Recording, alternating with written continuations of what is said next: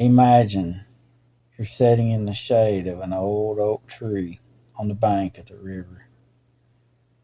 You're just fishing and enjoying the peaceful, quiet summer day. All of a sudden, you look across and see a man standing in a boat near the other bank. You give a friendly wave, but nothing. The guy don't even move. He is just staring into space. Out of concern, you row over to him, and as you get closer, it's not a man in a boat, but it's actually a woman standing waist deep in water, still not moving or anything. But when you get closer, then to your surprise, it's not even a human at all. It's a 75-foot long serpent like creature. Its head sticking out of the water. The head of this creature is shaped like the head of a horse with huge eyes. Its tongue is like a red forked snake's tongue. What is this? How do you get away? Will you survive? Well, hi everybody. It's good to see you. Before we get into the story today, won't you do me a favor? If you find that you really enjoy these videos, consider subscribing to watch more. Share me out on all your social medias. Give me a thumbs up. Leave me a comment at the end and tell me what you thought of the videos. So let's get into this story. This creature is Appalachia's very own Loch Ness monster. Its name is the Coosa River monster, named for the river it's often seen swimming in. The first account of this strange beast came in 1816 in the form of a letter to the Gadsden Times. In 10 Islands, Alabama, came across a half-submerged creature dying on the bank. Not sure what to do, the man went to town and gathered a group of settlers. When they returned, it was dead.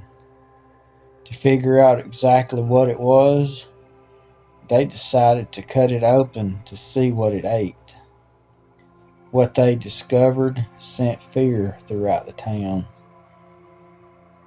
There was the remains of an entire deer, a whole canoe, and an Indian holding his rifle. The man and the settlers speculated that the reason the creature died was because the Indian's rifle either shot a hole in his stomach or stabbed a hole in it, either one. The next sighting came in 1862 when a pioneer woman claimed to see a snake-like creature floating on the surface of the river. Several months later, a Cherokee County judge, Lemuel Standetier, and Captain J.W. Elliott saw the creature swimming in the river near Rome, Georgia. June 8th, 1879, the Gadsden Times reported another sighting. Marcus Foster was in a rowboat running trot lines near Ballplay Creek.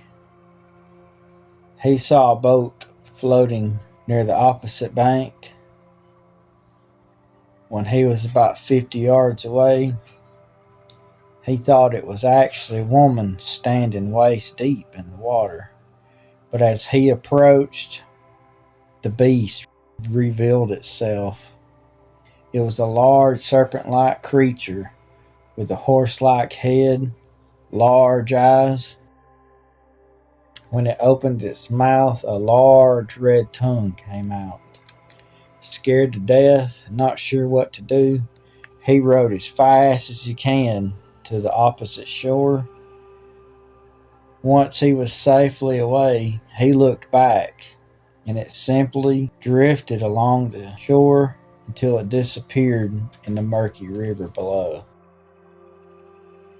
The last report of this creature came in 1882. A Gadsden Time reporter saw this creature while paddling down the Coosa River. A huge mass came bubbling up from the surface. The reporter said the bizarre beast was actually a large clump of seagrass and leaves that was sent to the surface of the water by methane gas. It seemed the reporter supposedly debunked the story,